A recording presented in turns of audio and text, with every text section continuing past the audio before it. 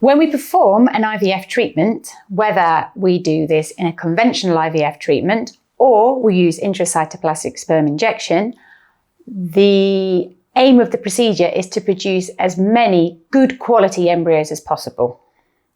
Not all of the embryos produced will be eventually transferred into the woman's uterus. The two main reasons for this are government legislation or laws which govern how many embryos can be transferred and the intention to avoid multiple pregnancy. Nowadays, we have excellent cryopreservation techniques which allow us to freeze or vitrify the embryos without compromising their survival rate.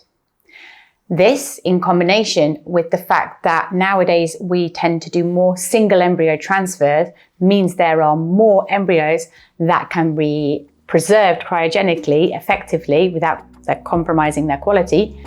So we have quite a few leftover embryos.